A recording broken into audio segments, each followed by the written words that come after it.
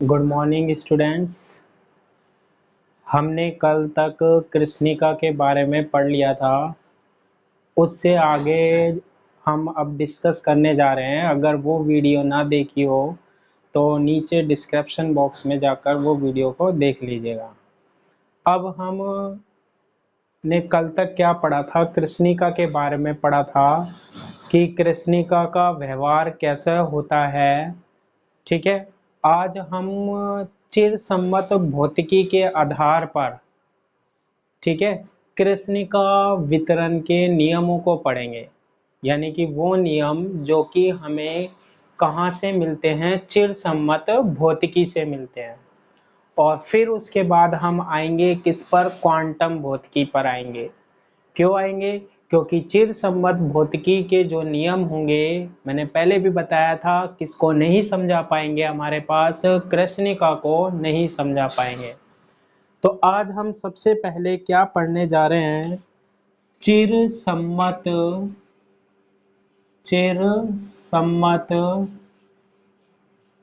भौतिकी, चिरसम्मत भौतिकी पर आधारित, भौतिकी पर आधारित कृष्णिका विकिरण के नियम, कृष्णिका विकिरण के नियम।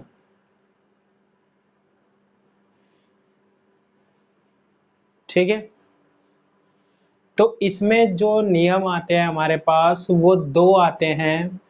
एक तो आता है हमारे पास वीन का विकिरण नियम, एक तो आता है हमारे पास क्या, वीन का विकिरण नियम। और दूसरा आता है हमारे पास रेले व जीन्स का विकिरण नियम। ठीक है, ये जो हमारे पास नियम है ये चिरसम्मत भौतिकी पर आधारित होते हैं। और इन दोनों नियमों के आधार पर हम किसको समझाएंगे, कृष्णिका को समझाएंगे। ठीक है, तो सबसे पहले हम इसमें कौन सा डिस्कस करते हैं, वीन का विकिरण नियम। पहले हम इसमें कौन सा डिस्कस कर रहे हैं, वीन का विकिरण नियम।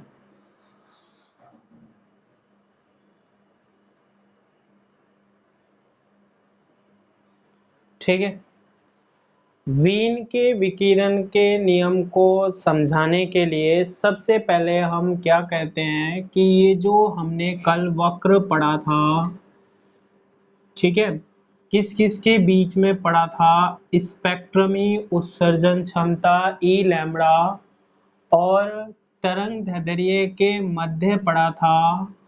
और ये जो वक्र हमारे पास आया था वो कुछ इस तरीके से आया था कि स्पेक्ट्रमी उत्सर्जन क्षमता का मान पहले बढ़ता है और फिर एक निश्चित तरंग दैर्ध्य पर अधिकतम होने के पश्चात क्या होता है, घटता है। ठीक है, वीन का विकिरण नियम क्या कहता है, देखो अगर हम यहाँ से इधर की ओर जाएंगे तो यहाँ हमारे पास ये क्या है, मान लो λ1 तरंग दैर्ध्य का विकिरण है। यहाँ पर हम जाते हैं तो ये किसका है, λ2 का है। ठीक है, तो वीन का विकिरण नियम ऐसे ऐसे हम जाएंगे तो मान लो अगर यहाँ लैम्बडा है तो यहाँ तक अगर देखें हम तो लैम्बडा प्लस डी लैम्बडा, यानी कि यहाँ और यहाँ इन दोनों के बीच में तरंग दैर्ध्य का अंतर कितना आ रहा है हमारे पास, डी लैम्बडा आ रहा है। आ रहा है या नहीं आ रहा? यहाँ पर तरंग दैर्ध्य का कौन सा विकिरण है, लैम्बडा का। यहाँ पर कितना है, लैम्बडा प्लस डी लैम्बडा, और बीच में सभी तरंग दैर्ध्य के क्या आ रहे हैं, विकिरण आ रहे हैं। ठीक है, वीन का विकिरण नियम क्या कहता है कि किसी दिए गए ताप पर, किसी दिए गए ताप पर। इसका मतलब क्या होता है कि जब हमने किसको गर्म किया था, कृष्णिका को गर्म किया था, तो एक निश्चित ताप पर गर्म किया था, जैसे कितना, 2000 केल्विन। तरंग दैर्ध्य लैम्ब्डा व लैम्ब्डा प्लस डी लैम्ब्डा, यानी कि लैम्ब्डा तरंग दैर्ध्य से लेकर लैम्ब्डा प्लस डी लैम्ब्डा तरंग दैर्ध्य के मध्य विकिरणों की उत्सर्जन क्षमता जो होती है, उत्सर्जन क्षमता निम्न प्रकार दी जाती है, निम्न प्रकार दी जाती है। एक तो लैम्ब्डा तरंग दैर्ध्य का विकिरण है और दूसरा कौन सा है, लैम्ब्डा प्लस डी लैम्ब्डा। इसका मतलब होता है ये विकिरण इस तरंग दैर्ध्य से लेकर इस तरंग तक जितने भी विकिरण की उत्सर्जन क्षमता है वो कैसे दी जाती है हमारे पास, उसके लिए इसने क्या दिया है, फॉर्मूला दिया है, क्या, ई लैम्ब्डा। ई लैम्ब्डा क्या है, उत्सर्जन क्षमता, किस्म की परास में, डी लैम्ब्डा परास में। इसको आप ऐसे भी मान सकते हो जैसे 5000 एंगस्ट्रॉम से कितना, 5350 एंगस्ट्रॉम, तो डी लैम्ब्डा का मान यहाँ पर कितना हो गया, 35 एंगस्ट्रॉम हो गया।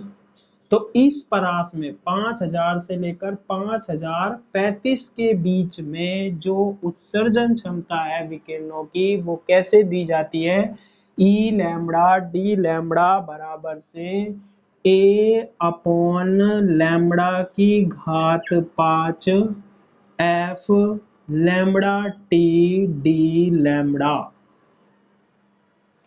कैसे दी जाती है, ए अपॉन लैम्ब्डा की घात 5 F lambda T D lambda. इसका मतलब ये क्या कहता है कि जो उत्सर्जन क्षमता होती है डी लैम्ब्डा परास में, वो एक तो ए पर निर्भर करती है। ए क्या है हमारे पास, एक नियतांक है।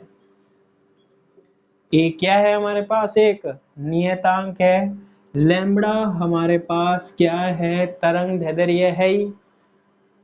इसके बाद F lambda T, F lambda T क्या है हमारे पास, एक फलन होता है, यानी कि फलन लैम्ब्डा टी, ठीक है, जिसका मान वीन ने क्या बताया है, ई की घात minus A upon lambda T होता है। जिसका मान कितना होता है, ई की घात minus A upon lambda T होता है।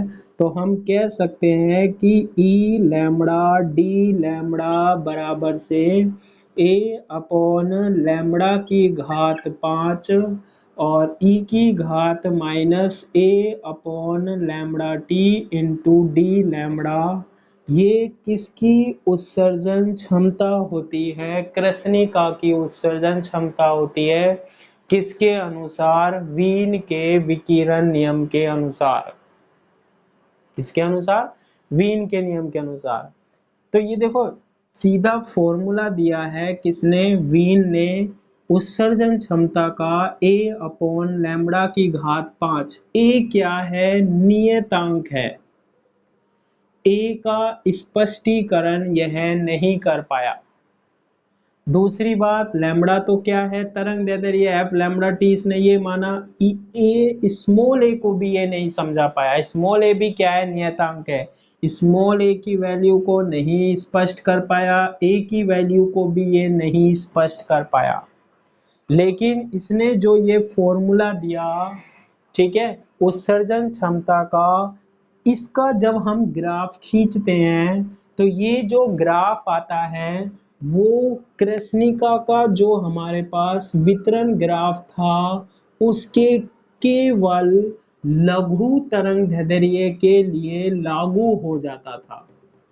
इसने जो फॉर्मूला बनाया है ये वाला, ये फॉर्मूला किसके लिए लागू हो रहा है, ये लघु तरंग दैर्ध्य, ये वाला जो ग्राफ आ रहा है, ये जो वक्र आ रहा है, इसमें ये लागू हो रहा है कौन सा नियम?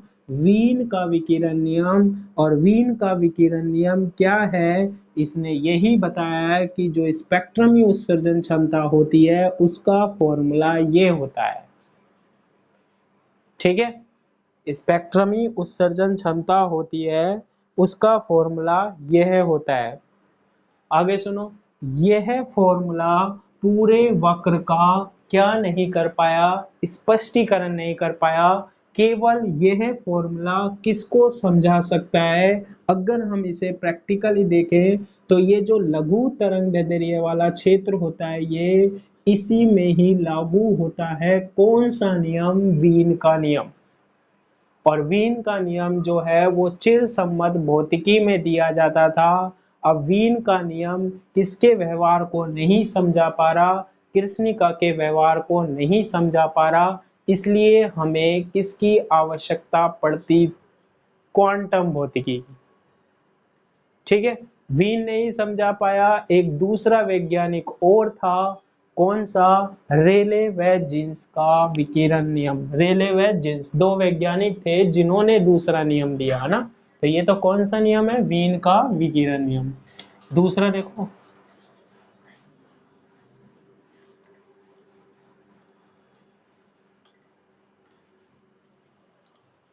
दूसरा जो वैज्ञानिक है हमारे पास, रेले व जीन्स। रेले व जीन्स का विकिरण नियम, ये भी चिरसम्मत भौतिकी का नियम है। और इसकी सहायता से भी हम किसको समझाएंगे? कृष्णिका को समझाएंगे। और ये भी नहीं समझा पाएगा तो फिर हम किस पर जाएंगे? क्वांटम भौतिकी पर जाएंगे। अब रेले व जीन्स का विकिरण नियम क्या कहता है? इसके अनुसार, इसके अनुसार रेले व जीन्स क्या कहता है? पहले इसका हम क्या पढ़ेंगे? कथन पढ़ेंगे कि रेले व जीन्स क्या कहता है। इसके अनुसार कृष्णिका की, कृष्णिका की दीवारों में स्थित, ठीक है, इसके अनुसार कृष्णिका की दीवारों में स्थित परमाण्विक, परमाण्विक दोलित्रों द्वारा, परमाण्विक दोलित्रों द्वारा विकिरण तरंगे, विकिरण तरंगे उसी प्रकार उत्पन्न होती है, उसी प्रकार उत्पन्न होती है। ठीक है, जिस प्रकार, जिस प्रकार किसी घनाकार कोटर में, किसी घनाकार कोटर में अप्रगामी तरंगे, अप्रगामी तरंगों के बारे में हम कौन सी क्लास में पढ़ चुके हैं? 11th क्लास में पढ़ चुके हैं।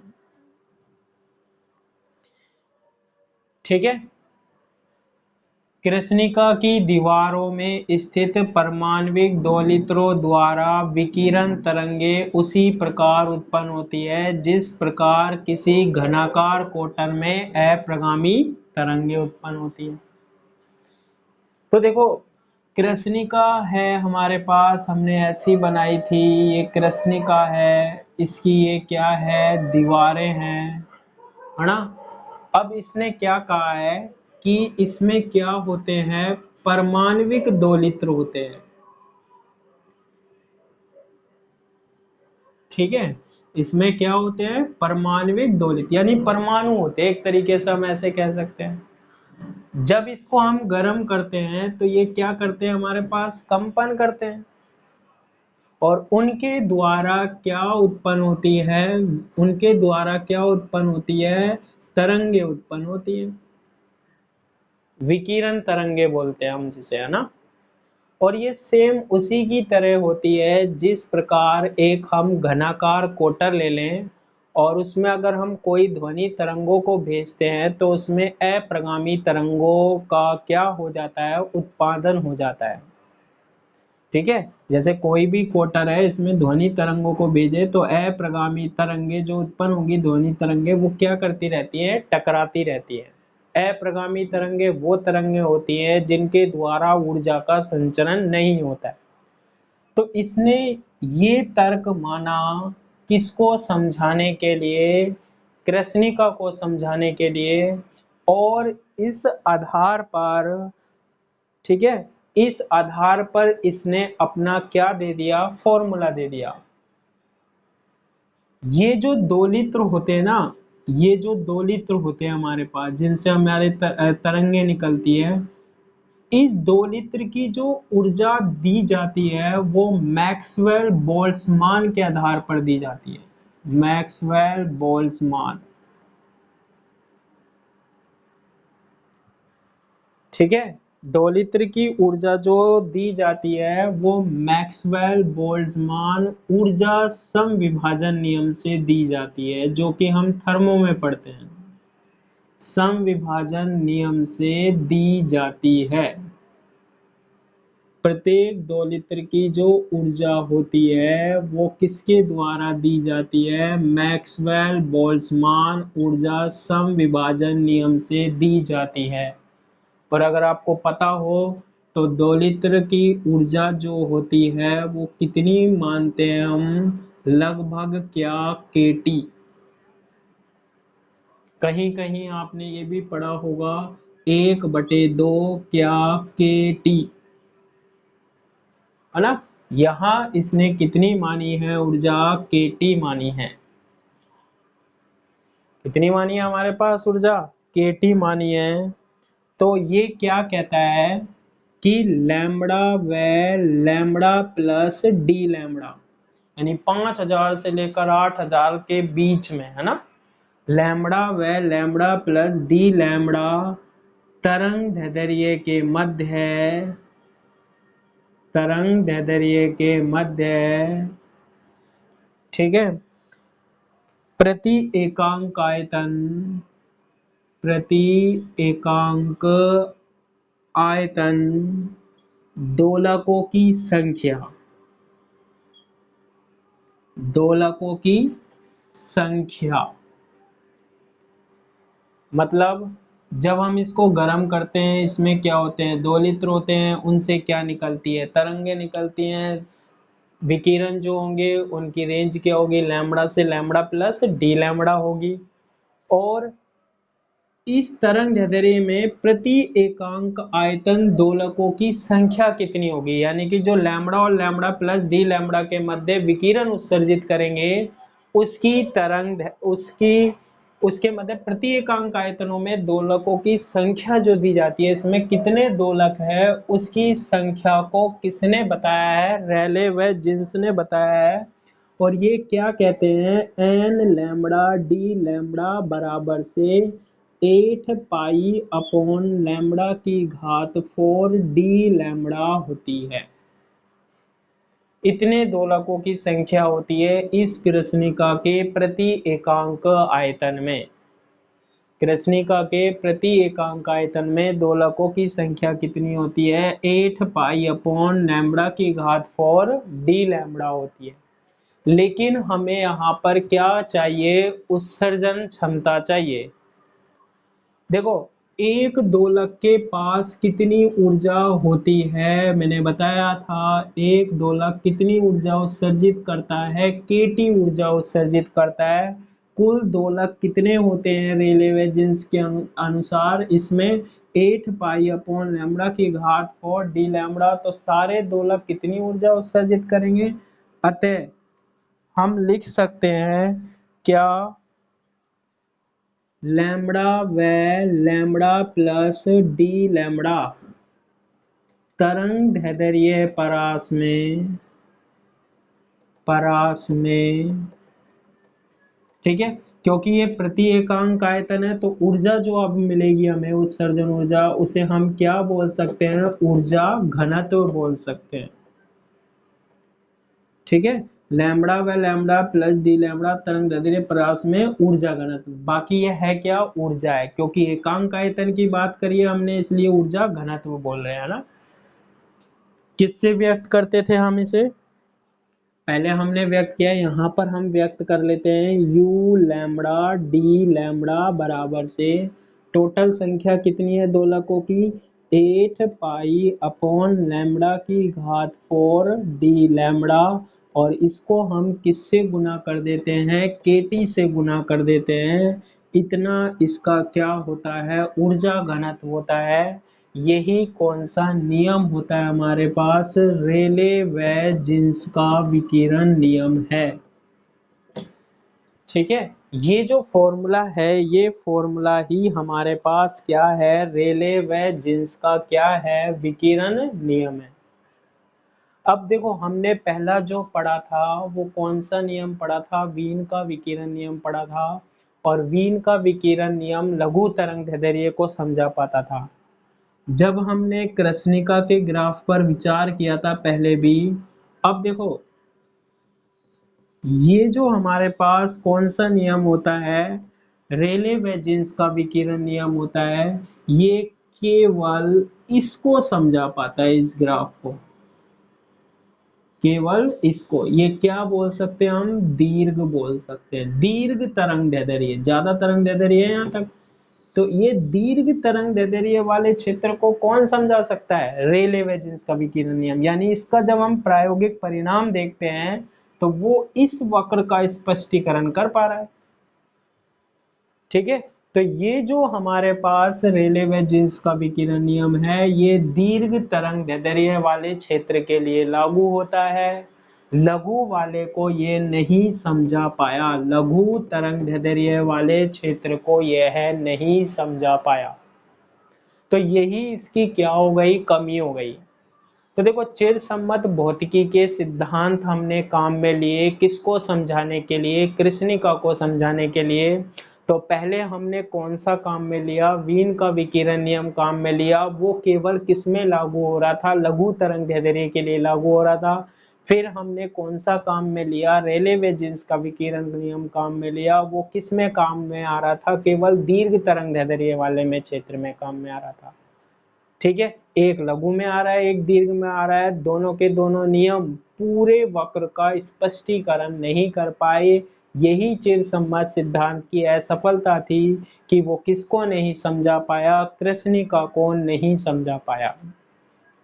ठीक है, तो इसलिए हमें फिर किसकी आवश्यकता पड़ी, क्वांटम भौतिकी की आवश्यकता पड़ी, क्योंकि चिरसम्मत भौतिकी के जो नियम थे जैसे अप्रगामी तरंग बनना, मैक्सवेल बोल्ट्जमान का नियम, ये इस पर क्या नहीं हो रहे थे, लागू नहीं हो रहे थे। तो फिर हमारे पास एक नई भौतिकी का जन्म होता है जिसे हम क्या बोलते हैं, क्वांटम भौतिकी बोलते हैं।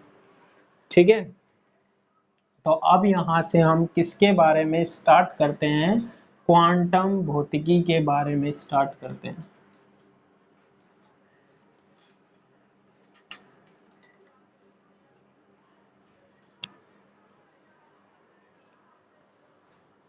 तो सबसे पहले क्वांटम भौतिकी में क्या आता है, प्लांक की क्वांटम परिकल्पना।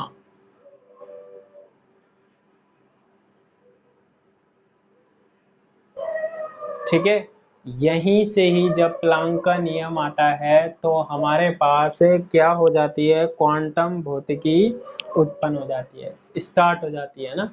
तो देखो ये क्या कहता है, प्लांक की परिकल्पना क्या कहती है, प्लांक के अनुसार, प्लांक के अनुसार विकिरण ऊर्जा, विकिरण ऊर्जा का उत्सर्जन या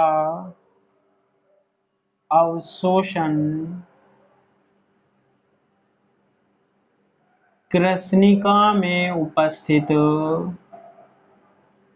कृष्णिका में उपस्थित विद्युत चुंबकीय कृष्णिका में उपस्थित विद्युत चुंबकीय दोलकों के द्वारा होता है। इन दोलकों से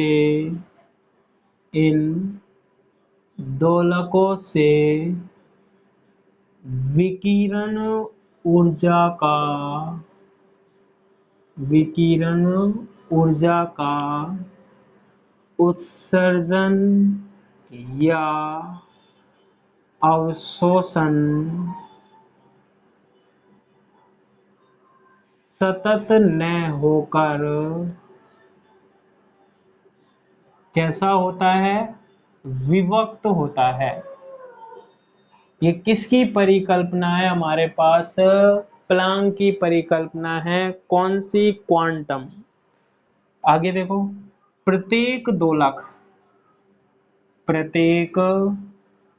दोलक न्यूनतम विभक्त ऊर्जा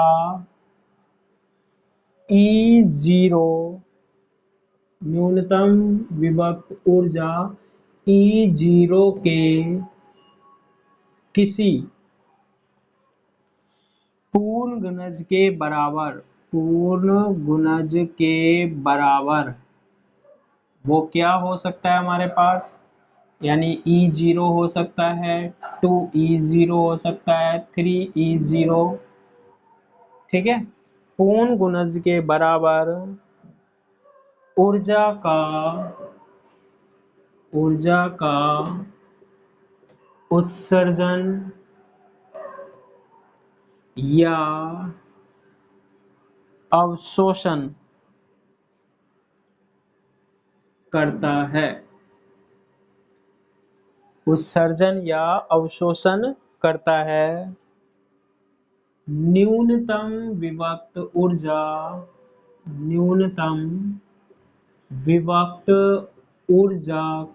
का मान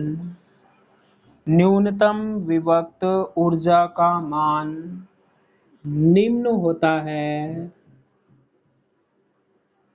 जो क्वांटम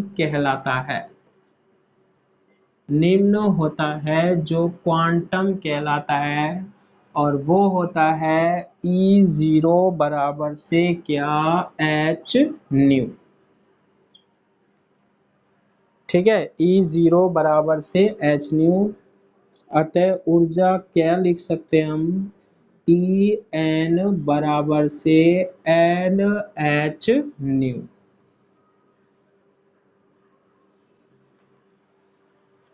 ठीक है, ऊर्जा क्या लिख सकते हैं? En बराबर से क्या? NH new. ये किसकी परिकल्पना है? प्लांक की क्वांटम परिकल्पना है। किसकी परिकल्पना है? प्लांक की क्या है? क्वांटम परिकल्पना। देखो, एक एक बात ध्यान से सुनना। आगे सारे डेरिवेशन जो होंगे इसी परिकल्पना के आधार पर होंगे, है ना। कृष्णिका को समझा रहा है कौन? क्वांटम सिद्धांत में भी कौन आया है? प्लांक आया है। क्या कह रहा है? विकिरण ऊर्जा का उत्सर्जन या अवशोषण कृष्णिका में उपस्थित विद्युत चुंबकीय दोलकों के द्वारा होता है। यानी कि ये क्या कहता है कि ये जो हमारे पास क्या है? कृष्णिका है। ठीक है, और इसकी जो भीतरी दीवारें होती हैं वो हमारे पास क्या होती हैं? काली होती हैं। ये हमने पढ़ा था। कृष्णिका और कृष्णिका की जो भीतरी दीवारें होती हैं वो कैसी होती है? हमारे पास काली होती हैं। कृष्णिका की भीतरी दीवारें कैसी होती हैं? हमारे पास काली होती है ना। तो इसमें क्या होते हैं? विद्युत चुंबकीय दोलक होते हैं। किसमें? कृष्णिका में। ऐसे दर्शा सकते हैं हम कि कृष्णिका में विद्युत चुंबकीय का मतलब होता है इलेक्ट्रोमैग्नेटिक, मतलब जो किसका उत्सर्जन करे, विद्युत चुंबकीय विकिरणों का उत्सर्जन करे। ऐसे दोलक होते हैं किसमें, कृष्णिका में, प्लांक के अनुसार। इन दोलकों से विकिरण ऊर्जा का उत्सर्जन या अवशोषण सतत न होकर विभक्त होता है। सतत का मतलब मैंने आपको बताया था क्या होता है, लगातार। ऊर्जा कैसी जा रही है, कैसी निकल रही है, लगातार होती है। जबकि विभक्त का मतलब हम पढ़ चुके हैं कि विभक्त का मतलब आपने 12th क्लास में भी पढ़ा था कि ऊर्जा जो होती है वो किसके रूप में आती है, सतत नहीं होती है। देखो सतत का मतलब हम ऐसे समझा सकते हैं जैसे 1, 1.1, 1.2, 1.3, 1.4 सारे मान आ जाना उसमें। विभक्त का मतलब होता है जैसे 1, 1 के बाद सीधा 2, 2 के बाद सीधा 3, 3 के बाद सीधा 4, सतत नहीं होगा, सारे मान नहीं होंगे उसमें, है ना, विभक्त होता है। ठीक है, तो ऊर्जा का जो उत्सर्जन या अवशोषण होता है वो सतत न होकर कैसा होता है, विभक्त होता है। प्रत्येक दोलक न्यूनतम विभक्त ऊर्जा E0 के किसी पूर्ण गुणज के बराबर ऊर्जा का उत्सर्जन या अवशोषण करता है। ये एक दोलक है, ये कितनी ऊर्जा का उत्सर्जन करेगा, न्यूनतम कितनी ऊर्जा का उत्सर्जन करेगा, E0 बराबर से क्या, h न्यू। कितनी का करेगा ये, E0 बराबर से क्या, h न्यू। इतनी ऊर्जा का ये क्या कर सकता है, हमारे पास उत्सर्जन करता है, लेकिन ये कितनी है, न्यूनतम है ये। ठीक है, बाकी एक दोलक जो है वो कितनी ऊर्जा का उत्सर्जन कर सकता है, इसकी 2 गुनी भी कर सकता है, 3 गुनी भी कर सकता है, 4 गुनी भी कर सकता है। मिनिमम कितनी करेगा, h न्यू। ये 2h न्यू भी कर सकता है, ये 3h न्यू भी कर सकता है, ये कितनी कर सकता है, 4h न्यू। यही देखो इसमें कभी भी ऐसे नहीं होगा h न्यू फिर 1.2 h न्यू, ये वाले मान इसमें नहीं होते हैं। इसमें केवल कौन से मान होते हैं, पूर्ण गुणज, या तो h न्यू के बाद सीधा 2h न्यू, 2h न्यू के बाद सीधा 3h न्यू, 3h न्यू के बाद 4h न्यू। तो हम लिख सकते हैं कि किसी भी दोलक की जो ऊर्जा होती है उसका फॉर्मूला En बराबर से क्या, NH न्यू होता है। E0 बराबर h न्यू, तो ये तो न्यूनतम ऊर्जा इतनी तो करेगा, लेकिन कितनी कर सकता है वो, उसको हम कैसे दर्शा सकते हैं, हम ऊर्जा को, ऊर्जा En बराबर से क्या, NH न्यू। ठीक है, और ये जो न्यूनतम ऊर्जा होती है ये क्या कहलाता है हमारे पास, क्वांटम कहलाता है। ये किसका सिद्धांत है, ये प्लांक की क्वांटम क्या है, परिकल्पना है। ठीक है।